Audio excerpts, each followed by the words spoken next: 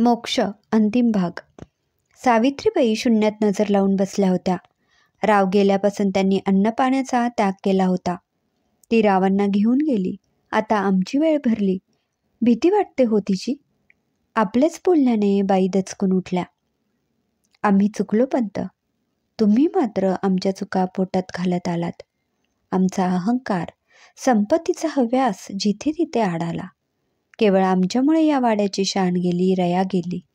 आता राव म्हणून आम्ही कोणाला हाक मारायची? कोणावर हक्काने रागवायचं? जा विचारायचं तरी कोणाला? आमच्याच वागण्याचा हरगडी पश्चाताप होतो आहे आम्हाला. सावित्री, असं नका बोलू. तुमच्याशिवाय आम्हाला आहे तरी कोण? आधी सुनबाई गेल्या, मग पोटचा गोळा. आता तुम्ही जाण्याची भाषा केली तर आम्ही काय करावं? तुम्हाला होणारा पश्चाताप हीच तुमची शिक्षा आहे. जवळचं मनुष्य जातं तेव्हा मनाला किती यातना होतात. त्या यातना ते भोग भोगणं हीच तुमची सजा. वाट्याला आलेलं हे एकटेपण, भय, काळजी, दुःख सहन करणं हीच तुमची शिक्षा आहे. पंत रडवेल्या स्वरात म्हणाले, नको ही सजा. त्यापेक्षा मरण बरं पंत. मन नसत्या शंका कुशंकांनी भरून गेलं आहे. पश्चातापानं पोखरलं आहे. आधार देणारं कोणी नाही आणि आपलं म्हणणारं कोणीही नाही. सावित्रीबाई रडायला लागल्या. ती आली पंत, बघा ती जवळ येते आहे. नको यमुने, जा. आलीस तशी परत फिर. बोलता बोलता सावित्रीबाई खाली कोसळल्या. गडी माणसांनी वैद्यांना बोलावून आणलं. त्यांनी झोपेचं औषध दिलं तेव्हा कुठे बाईंना आराम पडला. वंच, काहीतरी खाऊन घ्या. झालं ते वाईट झालं, पण ते गंगेला मिळालं म्हणायचं. असं किती दिवस उपाशी राहणार आहात? जानकी अमोलीच्या खोलीत येत म्हणाली, वहिनी, आमचं काय चुकलं? आम्ही केवळ हे नातं तोडायला गेलो होतो, पण घडलं भलतंच. राव आम्हाला सोडून गेले, अगदी कायमचे. आता ही सलही आमच्या मनाला टोचत राहील. सांगा, स्वतःला कसं माफ करू आम्ही? यात तुमचा काय दोष? नशिबात जे लिहिलेलं असतं तेच घडतं. तेच आपलं दैव म्हणायचं. चला, खाऊन घ्या आधी. जानकी प्रेमळ स्वरात म्हणाली, ज्या माणसांना आम्ही जीव लावला तीच आम्हाला सोडून जातात. आमच्या नशिबी साधं प्रेमही असू नये. हे कसले दैव? इतक्यात नारायणराव आत आले. तशी जानकी खोलीतून बाहेर पडली. पोरी, खाऊन घे काहीतरी. गेले 10 दिवस उपाशी आहेस तू. आम्हाला वडील मानतेस ना? मग आमचं ऐकावं लागेल तुला. तुझ्यासाठी नक्की काय करू ते सांग. काका, हे घर, इथली माणसं, ही नाती आणि यातून मिळणारा आधार सगळं मिळालं आम्हाला. मात्र काकूसाहेबांनी मात्र आपलं मानलं नाही. ही खंत मनाला लागून राहिली. पण यात त्यांची चूक ती काय? आमची ओळख नको तेव्हा आणि नको त्या ठिकाणी पटली. एकच मागणं मागतो आम्ही, या साऱ्यातून आमची सुटका करा. हे दुःख, ही सल आता सहन होत नाही. हे ऐकून नारायणराव मागे सरकले. पोरी, असं बोलू नको. काळानुसार या दुःखावर पडदा पडेल. त्याच वेळी निळकंठ आत आला. ताई, असं बोलून आम्हाला पर्क केलं तुम्ही. असं? मग तुमच्या काकूसाहेबांच्या नजरेत आमच्याविषयी दिसणारा राग आम्हाला का जाणवतो? केशवदादा आमच्याशी बोलायला सुद्धा येत नाहीत, आणि तुम्ही? याचं उत्तर तुम्हाला ठाऊक आहे, निळकंठ म्हणाला.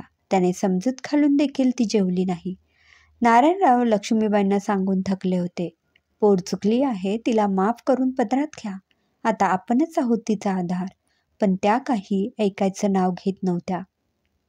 2 दिवसांनी पंतांचं पत्र आलं. ते नेमकं लक्ष्मीबाईंच्या हाती पडलं. ते वाचून त्यांच्या तळपायाची आग मस्तकात गेली. कुठून आलं हे नसतं शहाणपण आणि ही हिंमत? म्हणतात सावित्रीबाईंची तब्येत बरी नाही.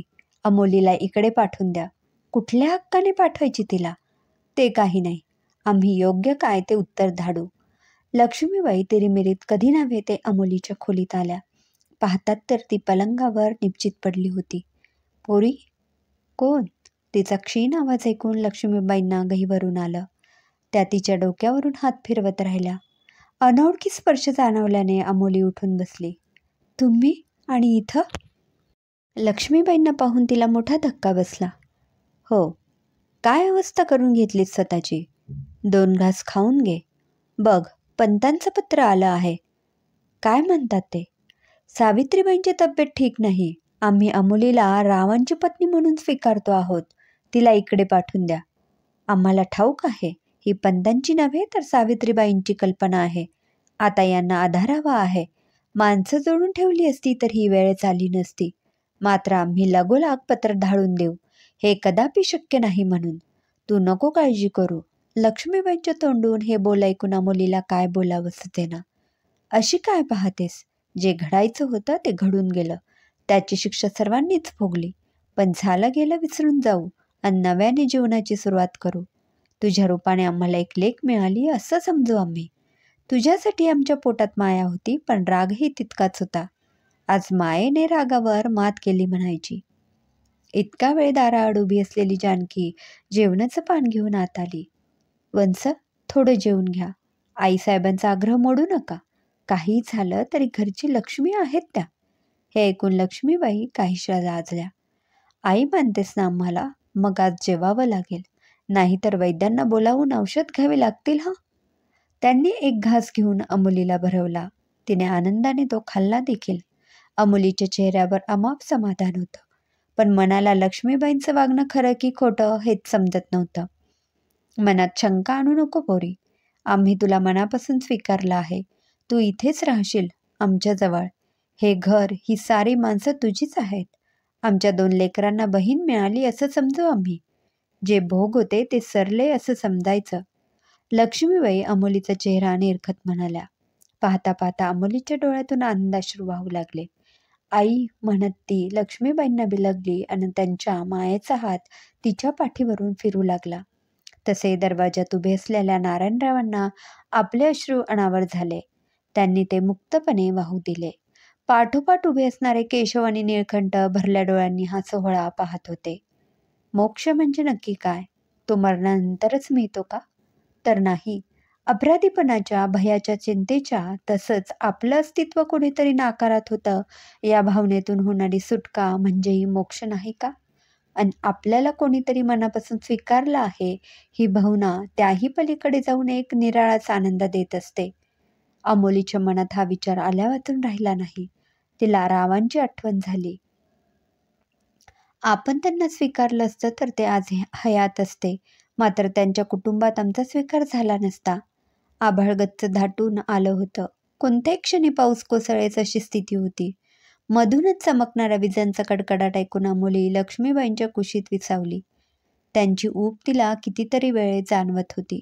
तिच्या डोळ्यातून वाहणारे उष्ण अश्रू लक्ष्मीबाईंचे लुगडे भिजवत होते आणि त्यांच्या डोळ्यातून वाहणाऱ्या अश्रूंसोबत त्यांच्या मनातला राग, चीड वाहून जात होती. त्यांना आपल्या डोळ्यासमोर लहानच्या मोठ्या झालेल्या यमुनाबाईंची आठवण आल्यावाचून राहिली नाही आणि त्याच त्यांचं आपल्या कुशीत विसावल्या आहेत असं समजून लक्ष्मीबाई आईच्या मायेने या आपल्या नव्या लेकीला गुंजारत राहिल्या. अगदी बराच वेळ एका आईच्या मायेने. समाप्त.